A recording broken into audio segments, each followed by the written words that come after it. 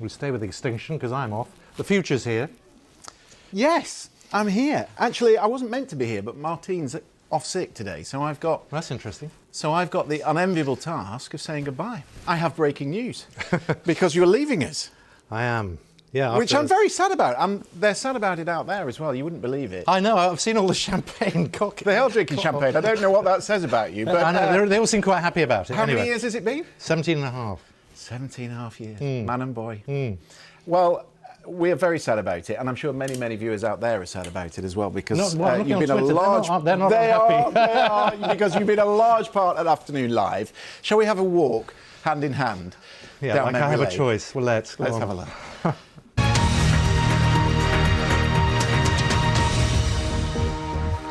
Good morning and welcome to BBC News. Plans for privately run drunk tanks to tackle alcohol-fueled disorder have been backed by police chiefs. Under the proposals, drunk troublemakers will be taken to cells run by private firms and have to pay for it once they've sobered up. Well, plenty more to come from here, of course. None of it news, because that'll come from Buckingham Palace. But that won't stop us. We'll see you later. Rachel.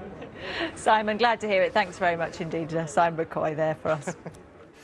Now, you're watching BBC News. Just bear in mind it is August.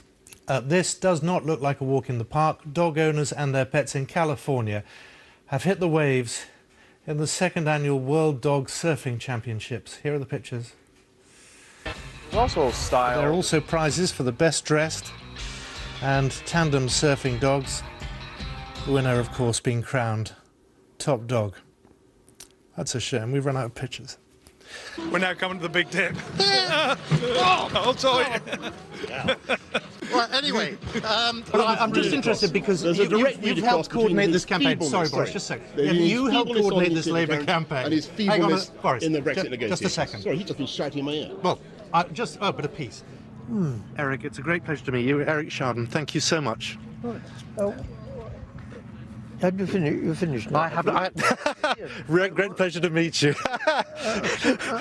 So what will you do with this? Well, we're still on. I've got a bit of work to do. You'll take a bit of it. Stick it in. You've just been on live across the nation. I should have warned you of that beforehand. No, you told me. Now I tell you. Thank you so much. It was really great to see you.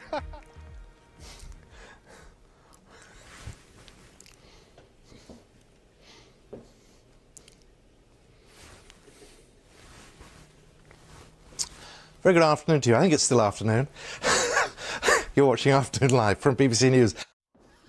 Is there any reason why... Someone with a sense of humour there. Is there any reason why every director in that box has grey hair? Well, it's because most of them are quite old. I should mention we're losing Paul Risley, who's a director who I've worked with for many years here, and we'll miss him as well. I'm just watching that because, yeah, we cover serious stuff, but perhaps the most remarkable thing I've ever done is the annual D-Day commemorations at Aramosh and talking to veterans. Do you know, we have a fantastic job. We meet some amazing people. Sorry, I get choked up. Yeah. Just watching that interview. I know. You meet fabulous We are the people. luckiest people Yeah, sometimes. we are. I'm going to tell an anecdote, because we go back all the way to the Lebanon War. Do you remember this? I do. And we were working in an office together, and it was a rather posh office, actually. Yeah, they have fish tank. It had a fish tank. It had a fish tank in the middle of the office. And as the war progressed, I realised that no one in the BBC was actually feeding these fish. And so I started to feed them. And Simon thought this was very funny because they were dying one by one through the course of the war. And well, I don't think it was that funny. But as we went forward... I could be sacked for this. Oh, it doesn't matter. As we went forward...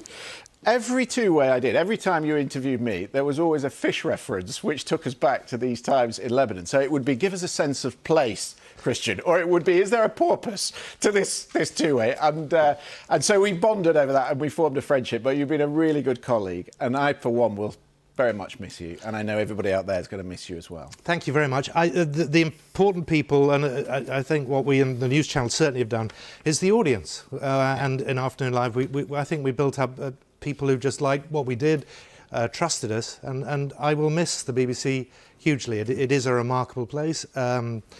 And yes, we've put the audience first, and I think that's been really important. Most people get a gold clock, but you get a block of A4 paper. Do you know, it is the nature of this business. You're remembered for things like that. I'll be remembered for surfboarding dogs, this, standing outside that wretched hospital, talking about something that wasn't new. Do you know, when I spoke to William afterwards, and he just said, we love the baby stuff. And I'm standing with Prince William, and he said, I said, Your Royal Highness, you mean the birth of your son? He said, yeah, it was great. He said, we were watching inside and you got it just right. Yeah. And, you know, all the papers are saying, oh, how dare they. I think we've just touched, I think, the mood. I hope that's what we've done. And it's been a great privilege to work here. And they called him George and not Simon. There's still time. Do you want to do the honours? Do you want to throw us to the weather for the last time? I'm going to the wrong camera, but that's partly because Paul Rice is directing and he's never been very good. Here with the weather for the last time, it's Helen Willits. Thank you. Thank you very much for some fantastic throws over the years as well. If you are stepping out the door, we do have some showers around at the moment. Some sunshine as well. A very spring-like sort of day, and that sort of weather that we've had through the day will just continue on its merry way throughout the rest of the afternoon. So some showers across southern England as well. They've been on and off around the London region, right the way across towards Somerset as well. Then we've got all this shower activity further north as west. There's some heavy ones in there. There's some hail and thunder in there as well. But equally, between the showers, we've got some spells of sunshine, and temperatures have responded to that strengthening March sunshine to 14 or 15 degrees in the south, 12s in the north in the sunshine. The showers just keep going as we head through the night. In fact, they merge into a longer spell of rain. This is a cold weather front heading our way for tonight and tomorrow. So with all the cloud and with the wind strengthening, we should be largely frost-free, but it will feel much colder by the end of the night in the northwest because our cold weather front is introducing, you guessed it, cold air. So we're going to see a temperature drop tomorrow for most of us and definitely a cooler feel. So there's some sunshine and some showers ahead of our weather front then. For most of us, 2 or 3 hours of rain, some quite heavy rain on that weather front and blustery winds as well. A windier day tomorrow. Then some sunshine follows, but the showers progressively will be more of sleet and snow over the hills and even the hills in southern areas potentially by the time we get to the evening. So look at the temperatures after the 12s today, just 8 in the north. Still hanging on to double figures just about in the south because we've got that morning rain with us, which clears away eventually tomorrow evening. Then it's then clear spells and showers. I mentioned the fact they could be wintry further south, but certainly so. So a colder night, widespread frost across the north. In the south as well, we could see some frost in rural areas because we've got high pressure building into the start of Saturday. Saturday night, though, brings in some more wet and windy weather.